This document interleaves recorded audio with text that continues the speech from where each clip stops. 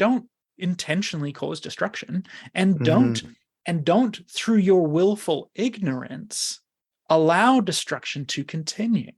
But know that you're going to keep making mistakes, and those are not any great obstacle to God. And own what you've done, and grow and learn and be mature and continue to grow in maturity, and continue to grow into yourself and be yourself, and let goodness and freedom and love and hope and joy be manifest ever more and more in your life. And that's what the Spirit is drawing you towards.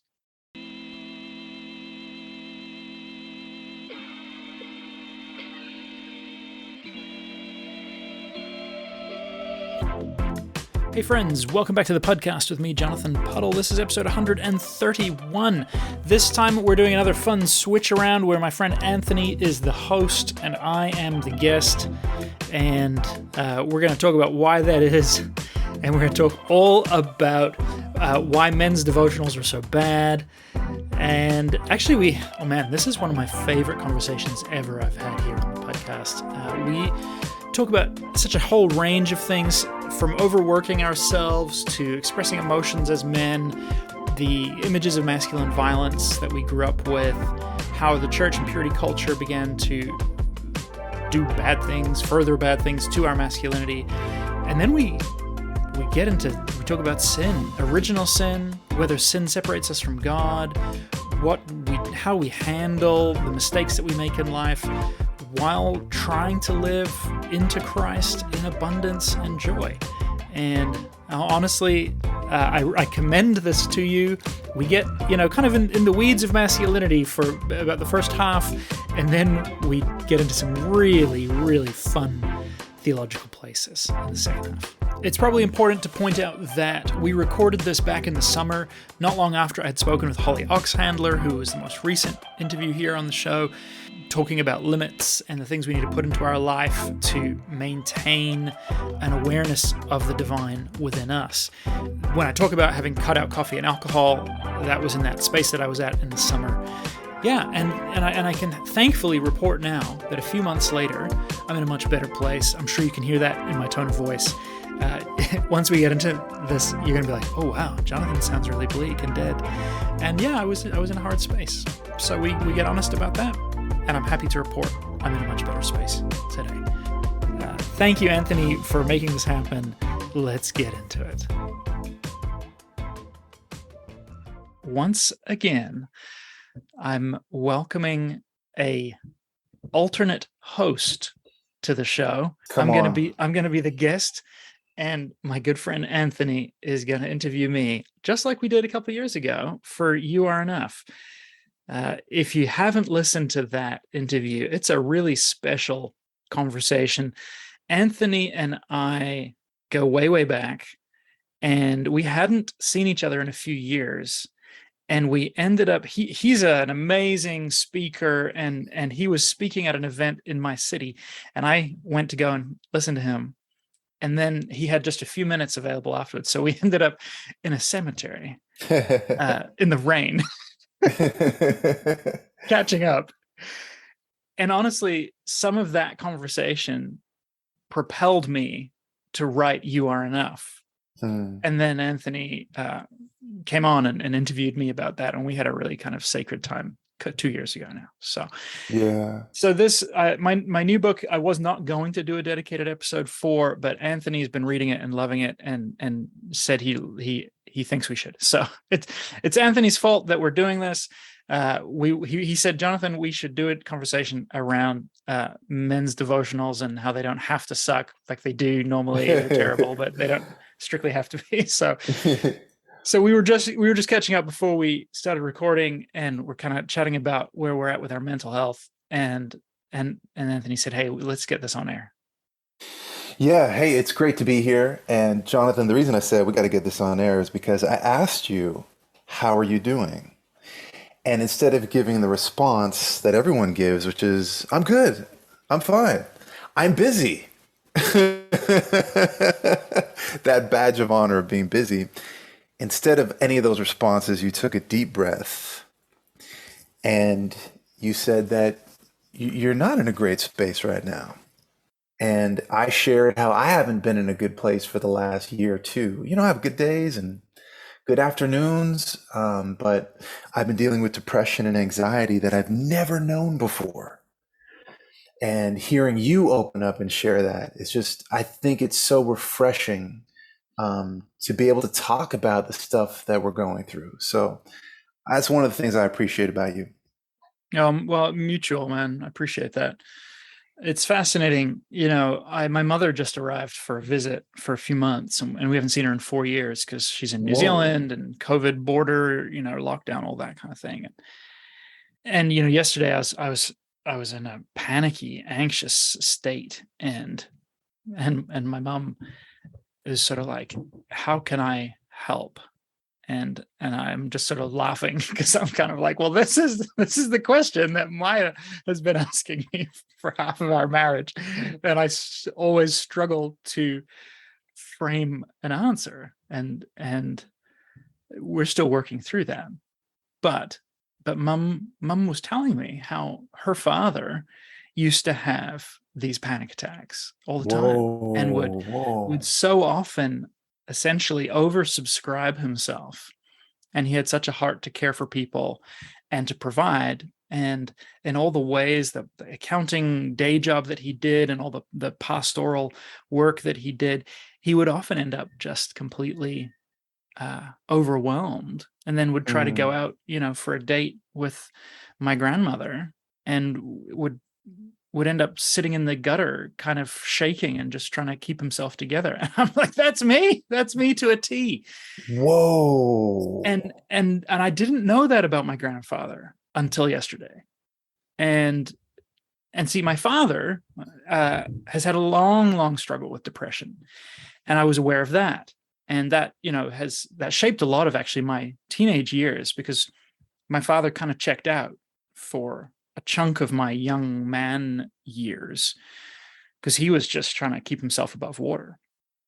Now I can look at that with grace and compassion, but during my teenage years, it was hard to kind of have lost access to my dad before my parents ended up divorcing. And so, knowing that about my father, and having had conversations with my father about his own mother and aunts and uncles and other members of his family, there's a fair significant amount of mental health challenges in that side of my family. Well, now I can see, okay, great, I've got it coming at me from both sides. Hooray for that. But to be able to talk about it, because I know there's so many families that it is rampant, but no one talks about it. And someone has an episode, but it's just not talked about. And how can you process something that you never talk about? Well, that's exactly right. That's exactly it. You can't, if you don't confront it, if you and confront sounds like an aggressive kind of word. If you don't turn to face the realities of life, Mm, then they're gonna keep driving behavior and patterns and systems behind the scenes, sowing destruction. I love that image of, I think it's Super Mario Brothers. I don't know if you played that growing up, Of course. but the ghosts, right? In what's the castle? Bowser's castle, right? When you face the ghosts, they freeze. But when you turn away, they chase you. And That's good. how many of us, right? We instead of like facing our feelings and being honest with what we feel, we might self-medicate. We might over spiritualize and deny it. No. There's nothing wrong because I have Jesus. So I can't be sad. This is not sadness. And we just kind of ignore it and turn away, and we're tormented. And so it takes a lot of courage. But yeah, I think this is what it looks like. Talking about it, being honest about it, journaling about it, which is one thing that really helps me a lot. Yeah. So I'm literally reading a book right now about journaling, Hmm. or trying to read it. I'm struggling. But it's by my good friend Mark Shelsky, and it's a fantastic book. And it's not out yet. He's given me a pre-release copy, and I was sort of trying to give him some feedback until I actually had to message him today. And I was like, look, I'm loving this book and I have feedback for you, but I'm struggling in Mm. myself. And I know that you can handle hearing that. But like I spent the last 2 weeks resisting sending him that message. The one guy who's always like, Jonathan, as much as your capacity allows, only ever within your health limits. Come on. This is a guy who gives those disclaimers up front. And I'm still holding back from saying, yeah, actually, I'm in a shitty place. And so I finally, and then I'm like, but then to actually send him a message, I've got to put the words together. And I've got to try and cognitively wrap myself around something that I don't actually understand or really like. I don't even want to get close enough to it to put cognitive words to it. So I just recorded a voice memo. I do what my friend Anthony has figured out. And I never send voice memos, literally until you started sending me voice memos. I'm like, this is the future of communication. This is way better. And so I'm just like, send this long rambly, hey, I love your book so much, and it's actually what I really need right now, but I can't do it. So journaling is, I think, something I need to pick back up. There's things we have to pick up and things we have to put down, right? Like, I'm taking a break from coffee and alcohol. And I have had to do this before. And, for me, what happens in my body is I get into this feedback loop where I'm feeling down. I'm feeling really low energy and depressive. And so I'm like, okay, coffee will pick me up. Now, I'm not the kind of guy who has a morning coffee or is addicted. I just really like the flavor of coffee. I hand grind my beans. I'm kind of like a real bougie coffee drinker who doesn't actually need it, but I turn to it and then it picks me up and I'm feeling good for about 45 minutes before it triggers my anxiety. And now I'm shaky, I'm jittery, I'm panicky, and that's drinking half calf. And so, like, if I'm on full bore, it's bad news. Well, then by 4 or 5 in the afternoon, I'm like, oh, I got to come down. I'm not in a good way. I need a beer. I need a glass of wine. I need a scotch. That will help calm down my body. But this starts to become a daily cycle that I can't get out of. And I feel an awareness of what I'm doing. But I'm like, right now, this is better than just being stuck at a low level. Now, I've spent long enough in contemplation and meditation that I'm aware I can actually get back to an equilibrium sometimes through silent contemplation and meditation. But that also requires a certain bandwidth to do that I don't always have. So anyway, all that's to say, I've currently cut out coffee. I've cut out most alcohol. Like if I'm sitting down with my family I might have a glass of wine. That's not the same as day drinking to survive. Oh, man. At least that's how I'm justifying it today. No, I get it. I'm dropping those things, and then I'm picking back up some of the rhythms that clearly I need. And again, it's kind of like there's only so much that you can do. You can't hustle your way to wholeness, but sometimes you do need to be a little intentional about the systems and rhythms, and that's sort of what I'm trying to like. Okay, Jonathan, what do you need? Yeah. Ooh, that is such a great question. Think about that. Asking yourself, Jonathan, what do you need? Anthony, what do you need? Oh my goodness. This idea of like taking care of yourself the way you would take care of a child that you're responsible for, the way you would take care of a child that you love. Thinking of yourself as that child and taking care of yourself intentionally. What do I need? Because as a dad, now my kids are older, they're 14 and 15, but when they were young, if they were getting, just kind of wild and they're just kind of out of sorts, I can recognize as a parent, I can look from the outside and say, you need a nap. And my 3-year-old son would be like, no, I don't need a nap. I don't want a nap. And, spinning around and in hysterics, and then 15 minutes later he's sleeping and peaceful and he wakes up and he's good. And so it was up for me to say like, no, this is what you need. And I would enforce that. But now the task of being an adult is parenting ourselves. And so having permission as a parent, as a busy person, to pause and check in and ask questions like, what is coffee doing to me? Why am I drinking so much? And what do I need? I love that. Yeah, yeah. And I struggle to articulate that. Mm, Often to answer that question is challenging for me. I think it can mm, be challenging to many people, and challenging often to men. Certainly as an Enneagram type 2, my framework is that everybody else has needs, and my job is to help meet their needs. That's how I come serve. on. That's where I fit in the cosmology. but the fact that I have needs, I mean, yeah, I talk about this on the podcast all the time. So trying to actually sit down for a minute and actually just do it. Okay, well, I need a hug.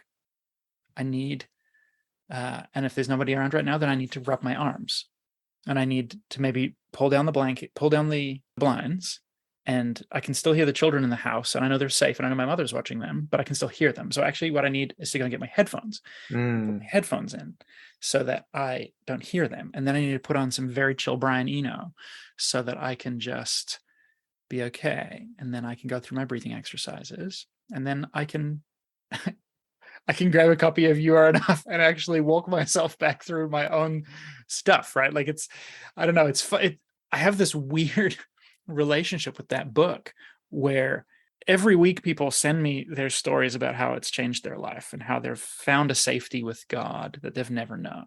Maybe they've been religious people and they've never known God as safe and loving, and this book has helped them. Okay, that's great. Praise God. Wonderful. It's a privilege. But for me to read that book for myself often feels weird.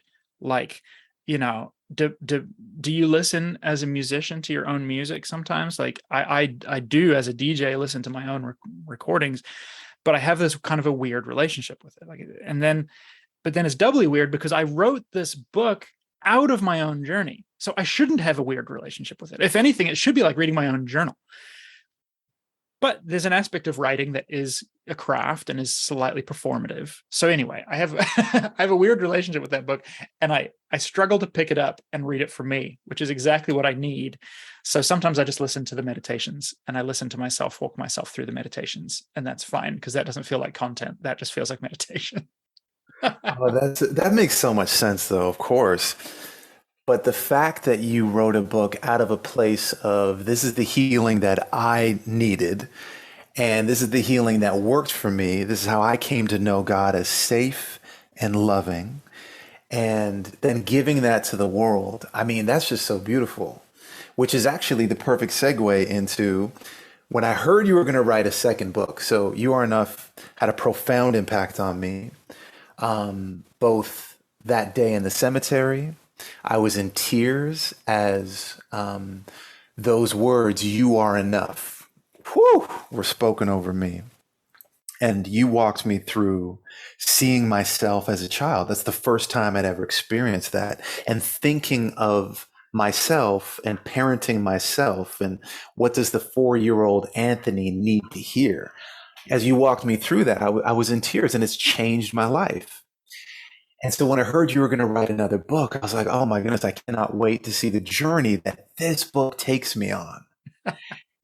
And then I was a men's devotional. And I'm like, yo, Puddle sold out, man. He sold out. This is what happens to rappers. They drop like a really good album and then they do some commercial stuff just to make the money. And I'm like, man, Puddle sold out. Gotta pay the bills. Gotta pay the bills. I'm like, a men's devotional? Come on, man. I had the exact same reaction. Did you really? Yeah, I didn't want to write a men's devotional at all. A publisher came after me. They saw what I'd done with You Are Enough, and I guess they'd found my blog as well, and they just said, "Hey, we're creating a men's devotional. We're looking for a writer.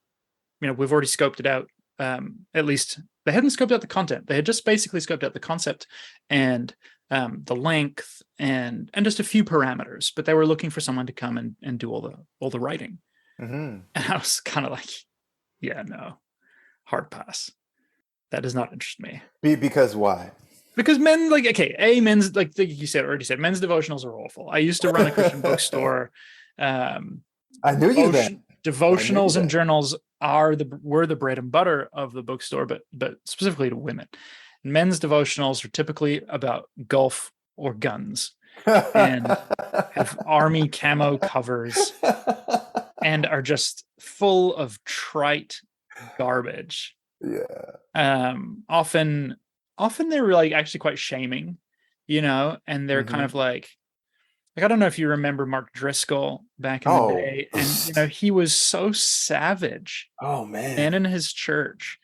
And that was his whole grid for Yep. how to call men up to a higher standard. And you know what the men did? They loved it. They ate it up Ate it up. until it made them sick. Yeah. And I mean, if anyone who's not Listen to listened that to the podcast. rise and Yeah. fall of Mars Hill, Ooh. that podcast is a piece of work.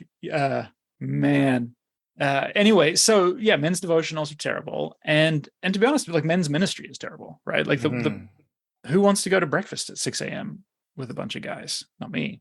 Mm. No, talk to me about brunch and mimosas at 11. That's a different. But like, yeah. Anyway, so I was kind of like not really that interested. But then Mark Shelsky, who's probably besides you one of the most pivotal friends in my writing relationship, my writing career, he said, Jonathan, you could bring something really unique to this space if you wanted to. If you were just yourself, and I think you could do something really fun and interesting. And Hmm. so I thought, yeah, maybe I could, and then I kind of thought a bit more about it. And then I found out that I would have no theological gatekeeping at all. And I basically could just pull 365 proof texts for my theology, Wow. and that would be okay. And I was like, well, then okay, maybe we could have some fun. Hmm. So, yeah, I still kind of apologize to people when when I'm like, yeah, my new book is called Mornings with God. Oh, that's great. I really Yeah, love that yeah, it's really idea. cool. Daily Bible devotional for men. Sorry, I didn't catch that last part. For men. Oh, But it's a men's it's a devotional. men's devotional. It is okay. It's a men's devotional, but the gendered content is very, very, very, very light, as you know. I think there's maybe 3 or 4 times where I say something like, as brothers, as men. Well, this is what I want to jump into because anything that I was so happy when I began reading it, because anything you say about men in this book is addressing like toxic masculinity or an invitation to look at masculinity differently. So, on that note, I want to crack open the book that I have been loving. And in the introduction, you say, it is a confusing time for men. Growing up in the 80s, my role models were cool, strong, and unemotional, like Sly Stallone. Today, we're expected to be tender and compassionate, like Paul Rudd.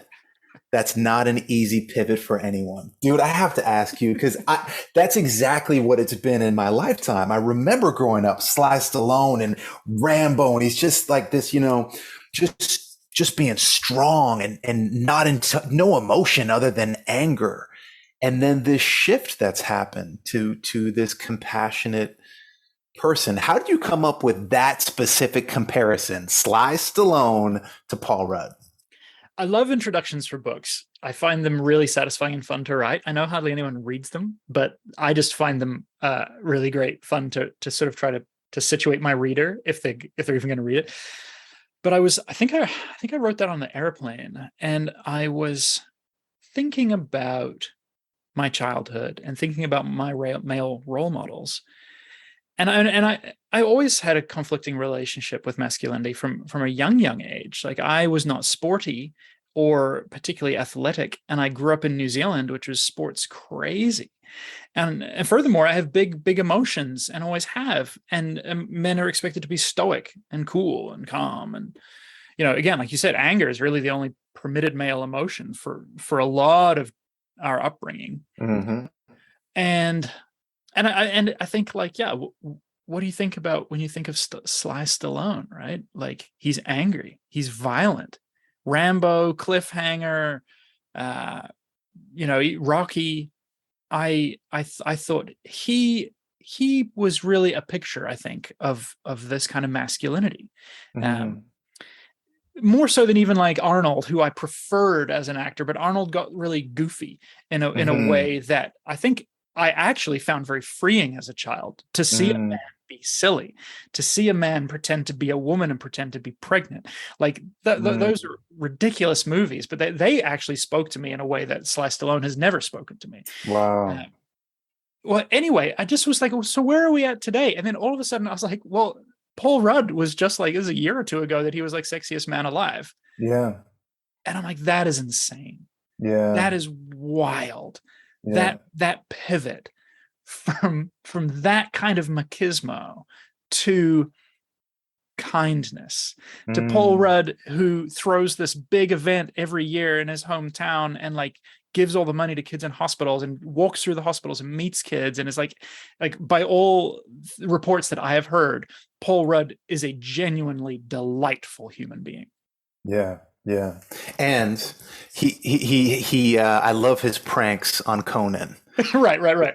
If you have not seen his pranks on Conan, just Google Paul Rudd pranks Conan. It's just great. Which is not to say that Sylvester Stallone is a bad person, but No, I of course, have of no idea. course. But I mean, that's a separate conversation.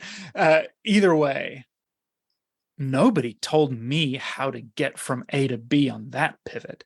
Mm-hmm. I don't think anyone told any of us how to do it, right? Like we're out here without a map, without a guide, and we're out here in a moment, a good and right cultural moment where we are being asked to take a back seat, where we Mm-hmm. have been said, especially men, of my color and sexuality and gender and everything, you have had the microphone for a really long time.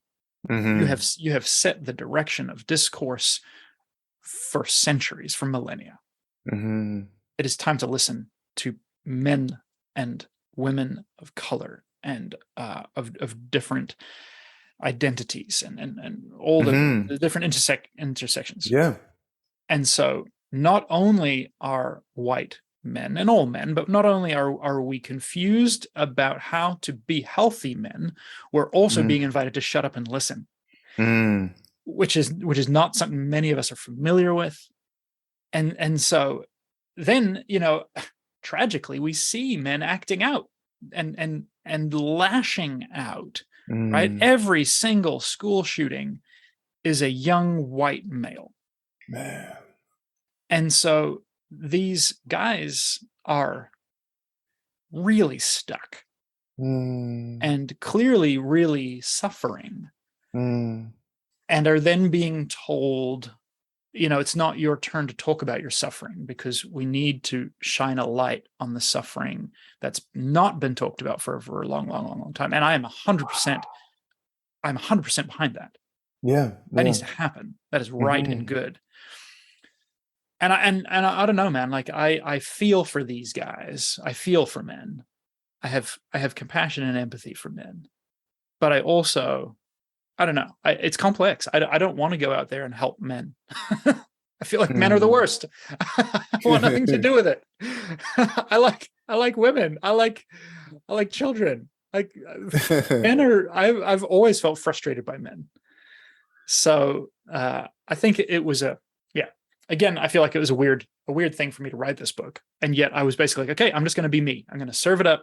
Yeah. I'm going to offer an opportunity for you guys to look at Jesus in scripture, because I do not care to write 365 verses that you should memorize and that you should like apply good rules to your life and be a good Bible moralist.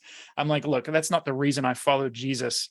I follow Jesus because I find in him a relentless, tenacious kindness and grace that Ooh. I need. And it shows me a different way to be a man. And it shows me a way to see power and strength in a whole way that I've never seen before. Like, Mm-hmm. okay, well, I can spend 365 days pointing you to that Jesus in all the places in scripture that I find him. And maybe that's a better usage of our time and energy. Mm. I'm so glad it was you because, like you said, it's so easy to find devotionals with camo and guns and hunting and fishing and we are men. Rrr. And that just doesn't resonate with me at all. And it's not helpful at all. And for me growing up, I remember, man, like fifth grade.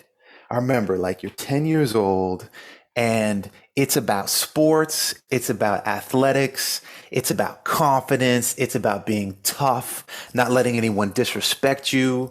I remember I remember the term, and people still say it today, yo, you gonna let him talk to you like that? Totally. Right?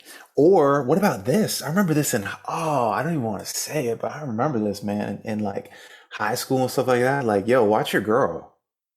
Yo, your girl's like, as in, like, put your girl in place. Right. And then you become a dad, and it's like, you better have your kids in under, your kids are in In line. submission. You get them in line. Don't let them talk back to you. My kids ain't going to talk back to me. I'm going to put them in their place. And all of that, like, don't let your kids talk back to you, and make sure you watch your girl, and you're going to let him talk to you like that. All of that stuff is the threat of violence. Exactly. Exactly. That's what it is. It's like, yo, get ready to be violent in order to assert your dominance and your masculinity. Right. And I remember just feeling so unsafe and so scared. I remember I didn't know how to fight. Like, I had never like been in a fight. Okay, actually, hold on, rewind, because Chris Ford might be listening and he's going to remember 6th grade gym class. He said it was out of bounds. I said the ball was not out of bounds, and he threw the ball at me, and I tried to punch him, and he ducked. And it was like the craziest thing that happened in grade 6 that year. So anyone listening from Holy Trinity in Richmond Hill, Ontario, I'm acknowledging the grade 6 fight that happened in gym class. But aside from that, I had never been in a fight. And I remember I was in like 12th grade, and I liked a girl, but another guy liked this girl. And he was sending threats to me that he was going to beat me up. He's going to do this. And I was terrified. Yeah. But part of like the code that's like encoded in the playground in like grade 2 is don't ever be vulnerable. Don't ever let anyone see that you're scared or weak. Don't cry. You can't have any weakness, and you can't open up about your weakness. And I remember I was terrified that I was going to get beat up, and I knew I didn't know how to fight. Yeah. I'm naturally kind of strong, and I happen to be tall. So I'm tall, I'm black, I look athletic, I'm in good shape. I don't know how to fight. And so I'm terrified on the inside. I'm so scared, but I can't tell anyone that. Right. And I feel like that journey of masculinity was so unhealthy for me and was so toxic and destructive. Right. And I see so much growth in society and personally, and what it means to be a man, and like looking at what are we saying when we say get your kids in order? What are we actually saying? Yeah, for sure. No, it's exactly the same. And I feel like you kind of had only one option, or I guess one or two options, right? If you were a man was strong and violent and unemotional, Mm-hmm. Or you would be called, homosexual slurs and homophobic terms if you were somehow perceived to be tender or weak, or if you were to cry, then the worst things you could be called were either a girl or to be called gay, using that in a derogatory way. Yeah. And I'm like, it's just really weird. Like, in addition to obviously being toxic and terrible and stupid, it makes no sense, right? Like, I mean, I love women. Like, you're married to a woman. We have women in our lives. We have moms.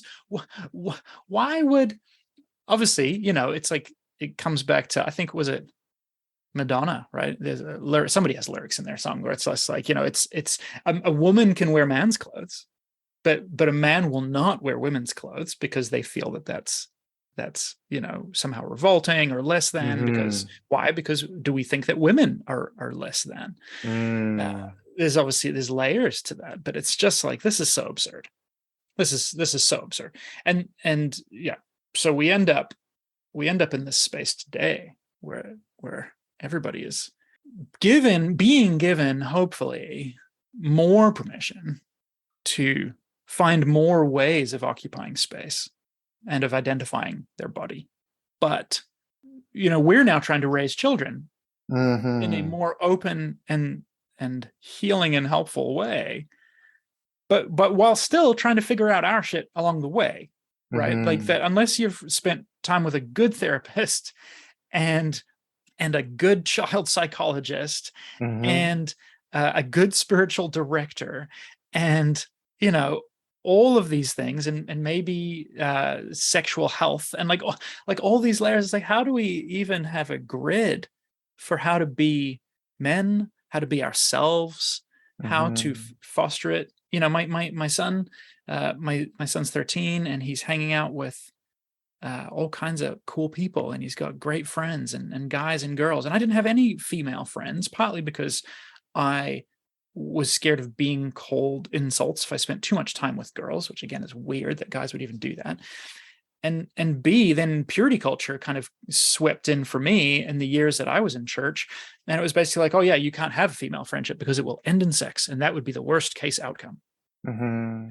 And so I'm now looking at my son, who spent all of grade 7, his grade 7 class. They put, for whatever reason, all of his guy friends in a different class, and he ended up only with girls that he's known for like most of his school career. And guess who got the best grades this year? And the Mm. principal's award for overall excellence, which is Wow. like grades and kindness and school spirit and Oh, presence. And I'm going, this is amazing. Look at this kid. wow. I'm seeing the same thing with my kids. It's like the way the world is changing. And I know it's messy and it's sloppy and we're in a time of transition and it's scary because if you say the wrong thing, you'll get canceled and there's confusion. And it's like, I know it's like we're in a time of transition right now. And I do think it's going to, 10 years from now, I think it's going to be in a much healthier, more natural place. But the good that's coming from all of this, people kind of like, talk about woke culture in a derogatory sense, and the woke police and cancel culture, and they talk about it in a derogatory sense. And I do see when it goes too far, for sure, because there's got to be room for grace and growth and forgiveness. And I say the wrong thing and help me to learn why that's wrong. And then give me a chance to reflect on that and then change. That's the whole, I love when Jesus said, repent, because it's like, yeah, change the way you think. You know what I mean? And the Greek in there is not about apologizing. Like it's change your mind. That's That's metanoia. right. It's change Metanoia. your mind. Yeah. It's the paradigm shift. Absolutely. It's funny because now we say repent and people think about like this angry religious preacher, like, oh, you're bad, have shame. And it's like, no, Jesus walking around saying paradigm shift. You got to change the way you Yeah. think. Learn and grow. Learn and grow. Change your worldview. Oh, it's so beautiful. This is the Jesus I've been looking for my whole life. I love it. I love it. I love it. But this invitation right now into thinking about others, what would it be like to be a gay teenager at my school? What would it be like to be a girl who's told that your breasts make you a temptation to guys? So cave your shoulders and wear sweaters. And if you're wearing a tank top because it's hot, like you're making someone else sin. Your very presence here Your is caused existence. your existence as you naturally are. Your body that God made is a stumbling block and it is offensive. And you are responsible for that guy over there who's perverted. Like that's bonkers. But we were taught this stuff. We were taught this stuff. No, Jesus said if a guy is lusting after, it's up to the guy to pluck out his own eye. But we somehow came up with. I did not hear that in youth group. No, I didn't hear that either. Now, I wasn't in a youth group in teenage years, but I heard it later, right? And now having that perspective of empathy, right? Whoever you are, I'm a black man, but if I was a girl, if I was a member of the LGBTQ plus community, wherever I am in my intersection in society, I think right now it's beautiful because we are being invited to think about others, which is what Jesus said.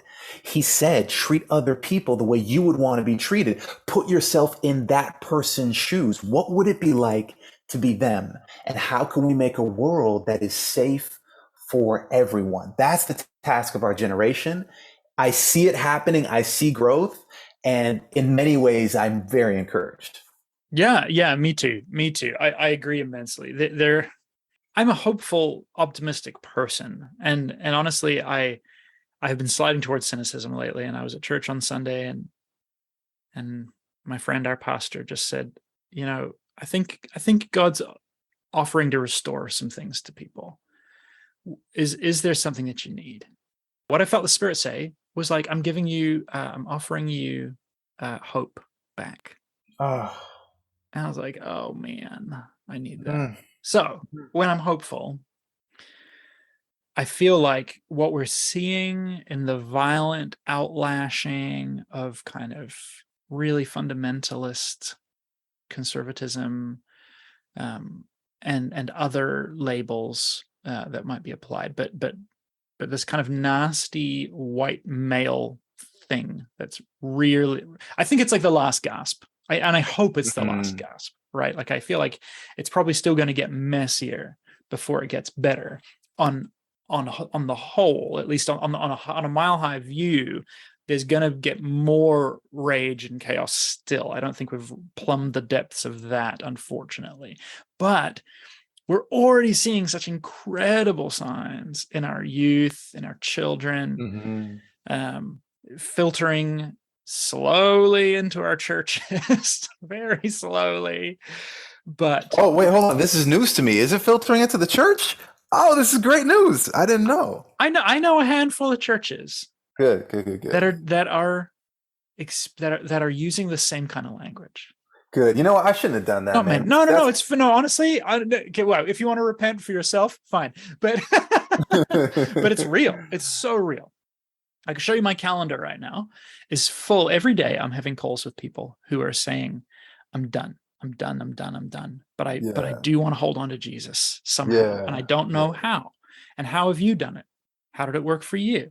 Yeah. And that's, of course, is the wrong. I can't answer that question, but I can help them maybe find a way that works for them, because what worked for me is not going to work for them.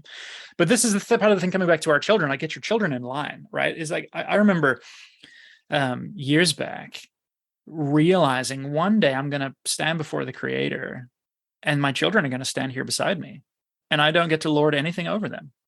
They're just human beings that I was invited to steward for a time. They're gods before they're mine, and they'll be gods again. And they're all, and yeah. So I just get to hopefully impart a little bit, and hopefully get to heal a little bit of what went before me, and bring a little bit of redemption. Come on.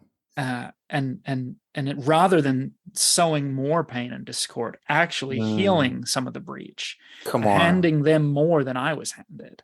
Come on. Which is no insult to the generations before me, because hopefully they have been working the same way. And I know for fact that my parents handed me more than they were handed, like for a fact. And my dad says to me now, he's like, man, the stuff that you are figuring out at your age, this is wild. Yeah. And he's like one of my biggest fans. And he's like, I loved your book. I learned so much on it. I wish I knew these things when I was your age. And I'm like, yeah, cool. But we continue. Yeah. Yo, this is the point of life, is to take it a little farther than the generation before us. And my mom just came to visit us. So I live in LA now. I grew up in Canada, of course, but I live in LA now. And she came for the first time to visit us this summer. And we had some powerful discussions with my son, who's 15. And, in my family, she's British. My dad's Jamaican. And in the British culture and in the Jamaican culture, secrecy around family shame is like the unspoken agreement. You do not speak about the shame that has happened in the family. You don't talk about it. You keep it a secret. You take it to your grave.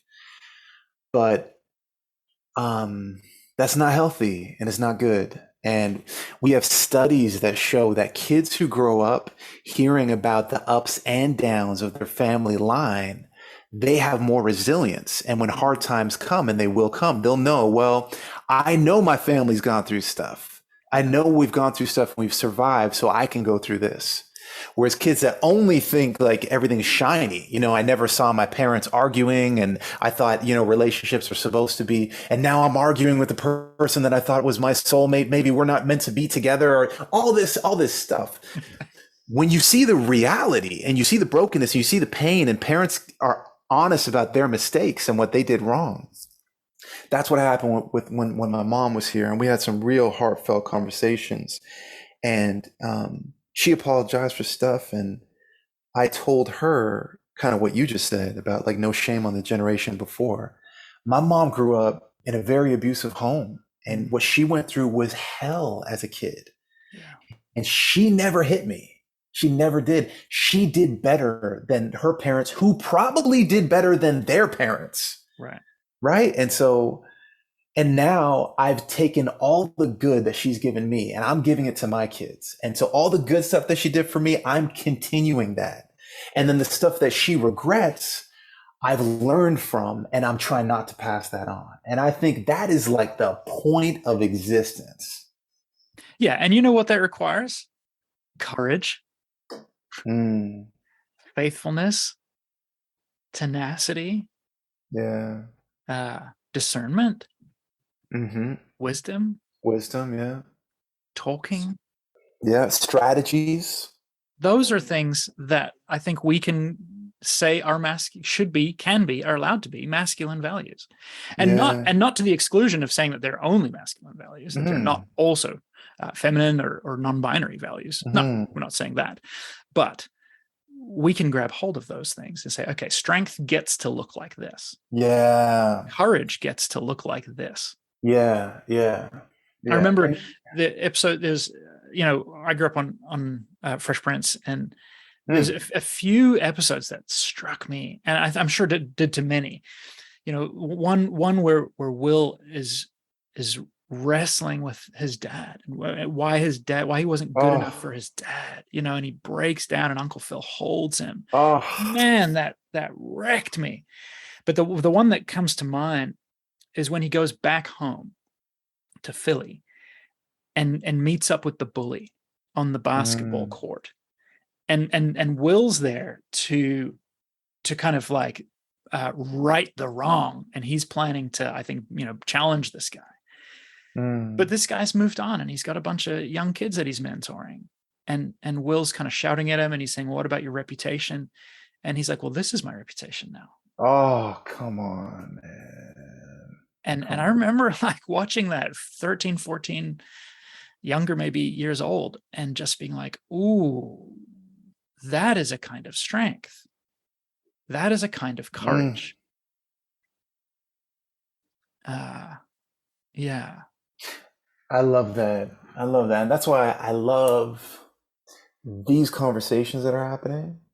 I don't want to be cynical. That's why I said, "Oh, I shouldn't have said that about the church," because cynicism is rearing its ugly head in my heart too, and I'm going through the same thing where it's like I don't want a part of some of the stuff that I'm seeing in the evangelical church, but I really want Jesus. But I'm like nauseated and like disgusted by some of the stuff happening in the church, and I need to have more conversations like this. And in your book, one of the things that struck me was this passage that gave me so much life. So I am now going to read to you your own words. And this is from day 21.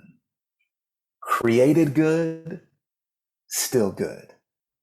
Scripture is Genesis 1. God saw all that he had made, and it was very good. And that's what you wrote. There's a belief held by some folks that all humanity became bad and wretched because of Adam and Eve's original sin, and that creation itself is now cursed. This is what I was taught. I think that gives far too much credit to evil. God called his creation good. So what can stand against that? Are we wounded and in need of healing? Sure. Lost and in need of a savior? Absolutely. But nothing in creation is bad or cursed. God calls us very good. Talk to me about that, because that's what I was taught. Yeah, same. That's what I was taught. But you know what's crazy? The Orthodox Church weren't taught that. Oh, wow.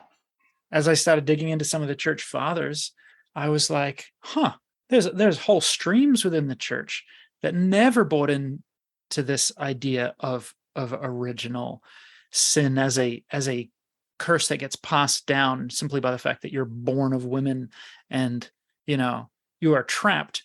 You never even chose to be born, but by being born, you're now a sinful creature Hmm. because of millennia ago, somebody made a mistake one time, and now because you're humanly born in that line, you are cursed too. And so if you don't manage to find God and opt out of a sin system that you never intentionally opted into in the first place, then you get tortured in hell for all eternity. And we call that the righteousness of God. Ooh, hold on. I got slime on me, man. Let me It's get this slimy. It's slime. slimy. Your whole body reacts to that. It's because it Yeah. should, because your body knows it's batshit crazy. And I think the fact is there's parts of us that have never forgotten that they're good. Ooh. That we just haven't called them good. We just haven't used the language, because I think we were given different language. We were and again, okay, look, don't get me wrong. We have a mountain of evidence around us all day long to remind us that we make mistakes. And the logical conclusion we often come to is, well, I am bad. The fruit of my life seems often so bad that I must be bad. But you're not bad. You're good. You're just broken. You're frail. You're afraid. You're trying to survive. You're trying to do the best you can with what you've got. But you're good. And if you weren't good, you wouldn't care. But you do care. Wow.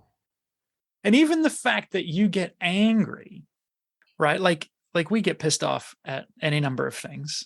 Okay. Like the things that don't go right. Our children who won't go to some of my kids are young and they won't go to bed at night. And I'm like, and I'm missing out on my evening and my plans.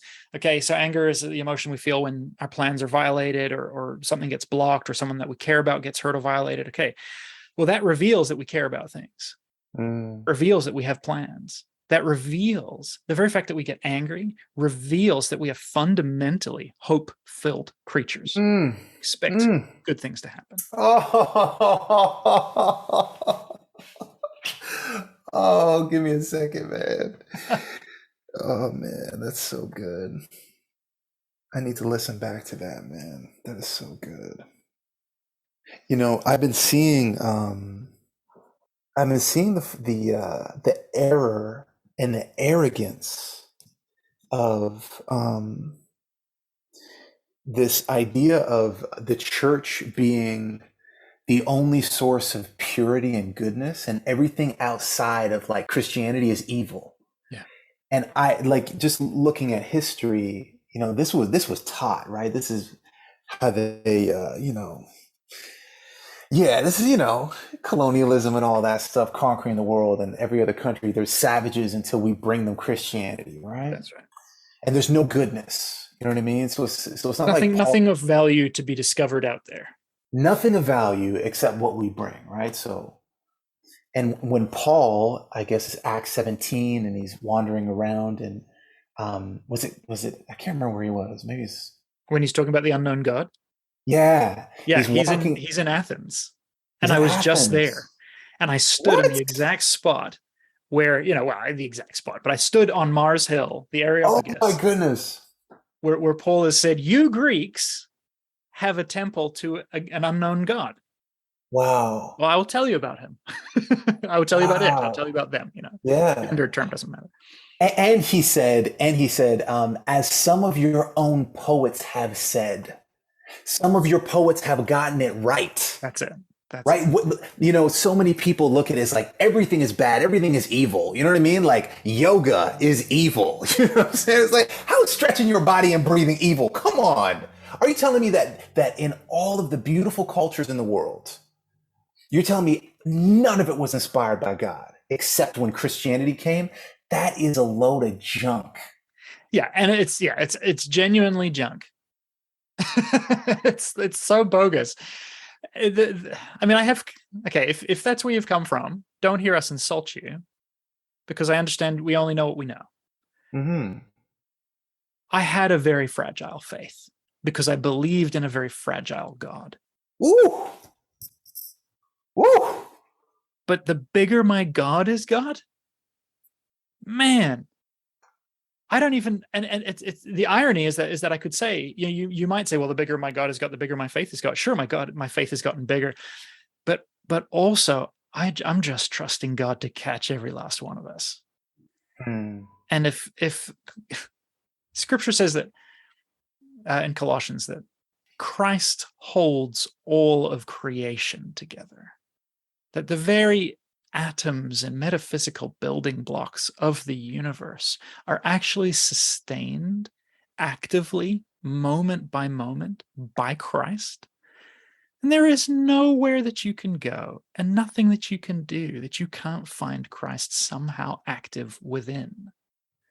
Which doesn't mean that God is to blame for all the bad things, but he's actively present in the bad things and the good things, relentlessly bringing more good out of them.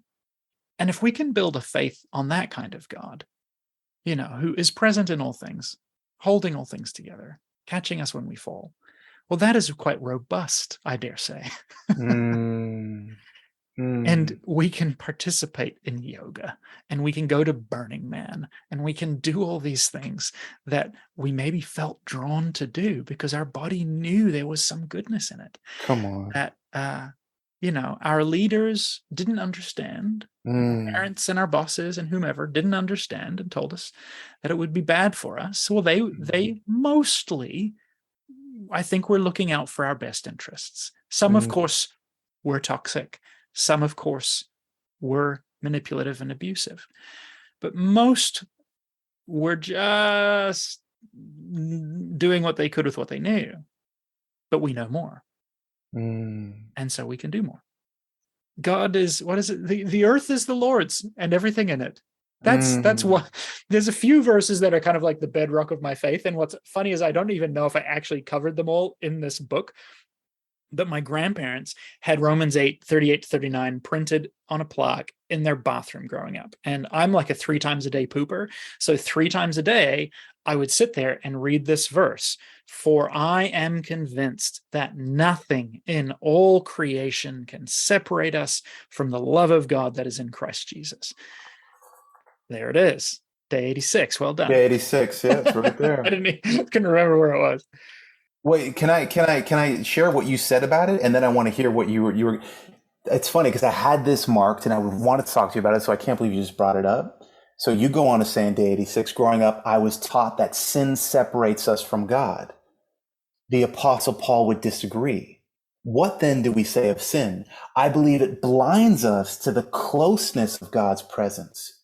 We feel separated from God, so we act as if we were, but it's a lie. God is and has always been right here with you. That sounds like good theology. I'm glad I wrote it. It gives me life. It gives me life. That's the funny thing about writing, right? Is that you polish it and you have a team, right? Like not like some of that sentence structure isn't mine, right? My editors refined it and refined it and refined it. And these devotional entries are so short. They're just the tiniest little nugget. So I had a great team there that helped me with some of that sentence structure, which I think makes it punchier. But yeah, absolutely. Sin separates us from God. That was sort of like the most basic thing that I was taught. And at the same time, I'm sitting there confronted by this plaque in my grandparents' bathroom all day long. By the way, 3 times a day. Good on you. That's 4 times even. Yeah, like a good day is 4 times. Like it feels like forgiveness of sins to me, man. Like I love it. Like I take similar joy in making a bowel movement as I do in like having my garbage collected each Monday. Like it just brings me great joy. Okay, so Paul breaks it down in that verse. It's fantastic. He says, "For I'm convinced that neither death." No, make him see if he's covered everything. Okay, neither death nor life, neither angels nor demons. Whatever those are, neither the present nor the future, nor any powers, neither height nor depth, nor anything else. You already had it all, but it's like a lawyer's clause where it's like for all eternity and perpetuity throughout the universe. Paul's like, I was raised a Pharisee and I can play this game all day long. Nothing, and also nothing will be able to separate us from the love of God that is in Christ Jesus our Lord. And then the corollary for that is Psalm 139, right? If I make my bed in the depths, you are there. If I make my bed in Sheol, the place of the dead, even there your love will find me.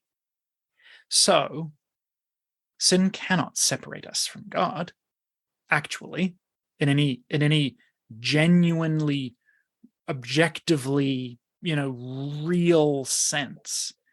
And yet, what do we do with the fact that we feel separate from God all the time? And the world is full of destruction. Sin runs rampant across the earth. Like, injustice is everywhere. So what makes sense to me is that sin blinds us to the close presence of God. Sin, which is really just, sin is, I think, increasingly, sin is not even a very helpful word because we have such baggage attached with it. So how about we put it this way? You were born into a frail, breakable human body that you didn't choose. So you have only ever been trying to figure out how to survive your entire life long. And sometimes you have reached for things in a righteous and sacred attempt to survive, because God says choose life. So surviving is righteous and sacred. And in your attempt to live righteously, you reached for things that ended up being destructive. But you didn't choose that as knowingly. You didn't wake up and choose violence. So, because of our woundedness, our brokenness, our frailty, we end up making mistakes. And that's the human condition. That's normal. That's okay, because it's no curse and it's no obstacle to God. When your baby filled their diapers, you might not have appreciated the smell, but you cleaned them. That's what you do. And because that's what babies do. It's in their nature to soil themselves, and they don't yet have the capacity to not. And it's your nature and your job, and indeed, I dare say, your great pleasure to clean them and restore them. And God is no different. God is only more that than we are. So, when we feel separate from God, we fear that we are separate from God, and we have a mountain of physical evidence around us to suggest erroneously that we are far from God, that God can't tolerate us. So we just continually live in that stuck, broken kind of place where all we're doing is the best we can. But the story, I believe, is that when we didn't choose human life, and wouldn't because it ends in death and it's horrible, God did choose human life. Jesus chose to be human and come down here and live this life, knowing it would end in death. So he does what we won't do, what we don't do, he did. And in that process, he experiences, I think, what we experience. When Jesus is hanging on the cross, and he says, my God, why have you forsaken me? I don't think God's forsaken him for a minute. How could God forsake God, right? Jesus is what does Paul say? The visible image of the invisible God. So Christ, God is in, and Paul says God is in Christ, reconciling the world to himself. So God has not forsaken him. He's actively present there. But Jesus in his humanity has taken on all the sin of the human race, and for the first time ever, experiences it the way we do. He's blinded to the close presence of his Father. Wow. But his Father has not moved. Wow. Right? Like, I can close my eyes and I am blinded to the close digital presence of my friend Anthony. Yeah, but I'm and still you may here. as well be lost to me, but you haven't moved. Wow. And you're still right here. Wow. Imagine me saying to my son when he was younger, if he makes a mistake or he messes up and he does something he shouldn't have done, and he makes a mess that he cannot clean up, he gets stuck and he needs help. And I say, that's tough, but now we're separated. You're not going to see me. I'm out. I mean, it's ludicrous. Yes, somehow you, in doing that, you are granting your son an authority over you. He can't even clean up this mess, but you are then telling him what you have done is so big that I can't overcome it. Wow. Right? Like, I just don't think we have that authority over God. Put it that way.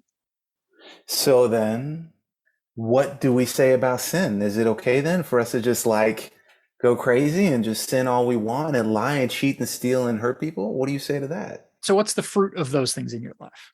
Good Mm, about it? pain, brokenness, Right. broken relationships, lack of trust. Absolutely. Does it expand? Does it expand your life, or does it constrict your life? It constricts. Yeah, Yeah. it does. Is that abundant life? No. No.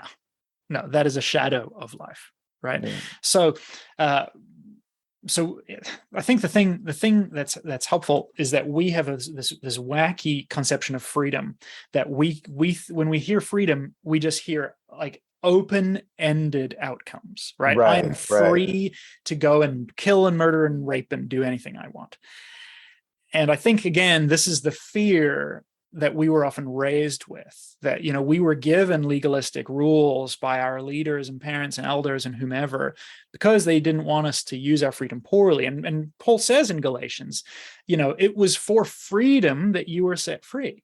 Don't Hmm. use your freedom to do stupid things. Yeah. And then he goes on to say, the only thing that matters is faith worked out through love. And then he Mm. goes on about love and the fruit of the Spirit and joy and kindness and peace. So what are you free to do, Anthony? You are free to love. Yeah. You are free to create life. Yeah. You are free in the same way that God is free. God is only good. There is no bad in him. And he is completely free. And the most audacious thing I think God ever did was create us with human agency, to give us the power and freedom to go and do whatever. But the fact is, in our brokenness, we are not free. We are bound, right? If I'm stuck drinking coffee and alcohol every day, that's not free. I could say, yeah, I'm free to choose this every day, but Right. I bound myself to those things inadvertently, trying to survive before they began to reap a destructive cycle in my life, and I'm now bound by them. And so Christ says, hey, you are free, and here's your freedom. You have unrestricted access to the power and authority you need to choose goodness. So, yeah, like, we're going to keep making mistakes. We're going to keep sinning, if that's the word you want to use. But it doesn't really mean anything as such, right? Like, in what does Paul then further say? In as much as it's up to you, like, live at peace with everybody. Obviously, don't intentionally cause destruction, and don't Hmm. through your willful ignorance allow destruction to continue. But know that you're going to keep making mistakes, and those are not any great obstacle to God.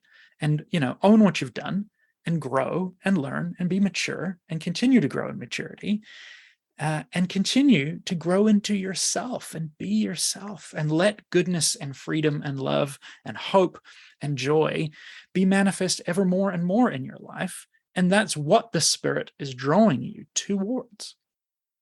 At least that's what makes sense to me here in 2022.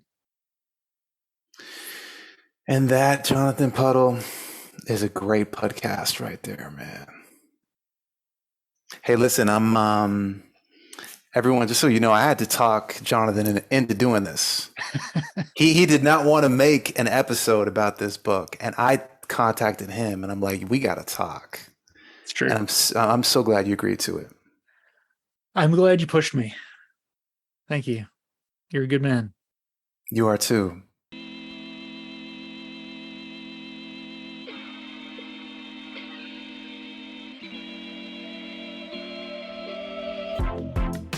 That was really fun. Thanks, Anthony. What a guy. Friends, if you want to go grab that book, it's called Mornings with God, Daily Bible Devotional for Men. You'll find it linked in the show notes. You'll find it on Amazon. Also, if you want to support me and what I'm doing, I would really love it if you'd consider becoming a patron. I have lost a good chunk of patrons over the last few months because of folks' own financial circumstances, and I totally understand that. And if you've had to tap out, please don't feel any condemnation from me. I totally get that. If you are someone who has a few extra dollars, even $4 or $5 extra a month, it would be such a blessing 20 or 30 more patrons would really fill a gap that has opened up for us financially. You can do that at patreon.com/Jonathan Puddle. You'll also find that linked in the show notes, and I would really appreciate that. Friends, grace and peace to you. Go drop me a line on Instagram or Twitter, Facebook, I guess, at Jonathan Puddle. Let me know how this one lands with you. If it was life-giving, I would love to hear about that. And if you think I'm totally wrong, go find someone else to tell. All right, friends, it's been so great to share with you once again. Trifina and I will be back very soon.